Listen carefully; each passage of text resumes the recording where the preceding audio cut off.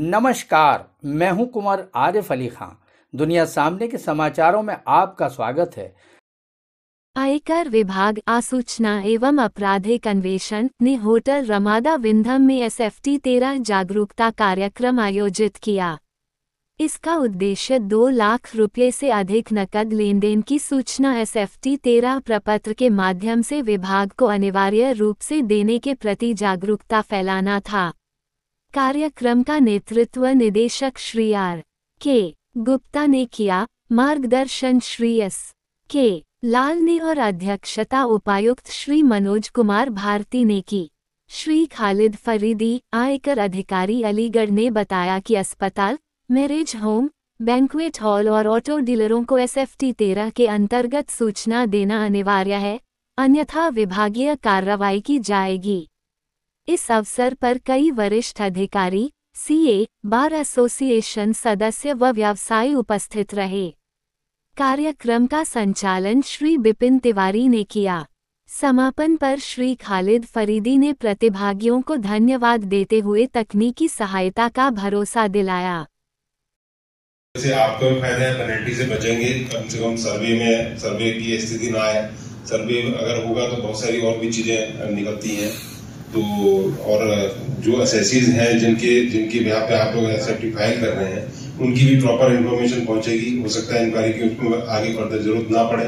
अगर नहीं भेजेंगे तो हो सकता है कि उसमें और ज्यादा दिक्कत आए। तो आप लोगों से यही गुजारिश है कि टाइम से अपना SFT फाइल कर दें और बाकी इनकम टैक्स के प्रावधानों से बचें, पेनल्टी से बचें, सर्विस से बचें। Thank you. यहाँ जो मीटिंग बुलाई है आपने किस पर्पज से बुलाई?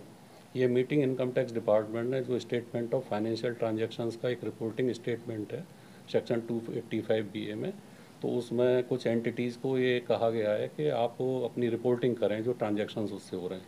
तो उसी रेफरेंस में SFT 13 के लिए बुलाई, जो स्मॉल बिजनेसमैन हैं जिनके अकाउंट ऑडिट होते हैं, उनके ऊपर ये जिम्मेदारी डाली गई है कि भाई वो अपने जो कैश ट्रांजैक्शन 2 लाख रुपये से ज़्यादा रिसीव करते हैं तो उसको रिपोर्ट करिए। तो इसमें मेरा विभाग से आपके माध्यम से ये कहना है कि जो अलीगढ़ या छोटे शहर जितने भी हैं वो बिजनेसमैन असेसीज बड़े छोटे होते हैं, किसी की 1 करोड़ 2 करोड़ की टर्नओवर होती है, तो वहाँ वो अपने अकाउंट्स भी ऑडिट कराते हैं कि उनका प्रॉफिट कम आया। जब अकाउंट ऑडिट कराते हैं तो उनको इस सेक्शन की रिक्वायरमेंट SFT 13 को फाइल करने की ज़रूरी हो जाती है।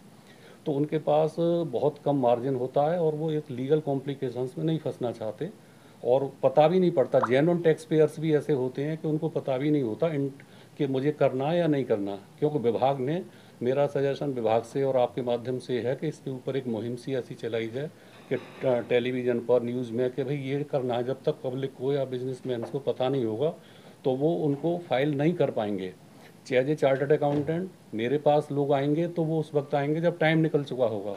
तो इसकी टाइम जो फाइनेंशियल ईयर क्लोज होने के 31 मई होती है, 31 मई तक ऑडिट करने की डेट जो 30 सितंबर है, तो हम लोगों के पास आता है तब तक वो डेट निकल जाती है।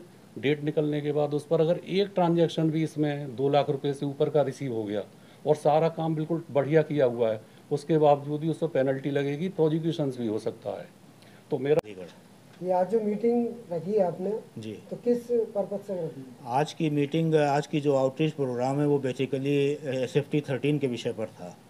SFT 13 2 लाख से ऊपर के कैश पेमेंट पे जो कैश ट्रांजैक्शन हो रहा है, 2 लाख से ऊपर जो भी एंटिटी रिसीव कर रही है, अगर यदि उसका ऑडिट होता है 44AB में, तो उसको SFT 13 फाइल करना होती है 2 लाख से ऊपर के ट्रांजैक्शन पे।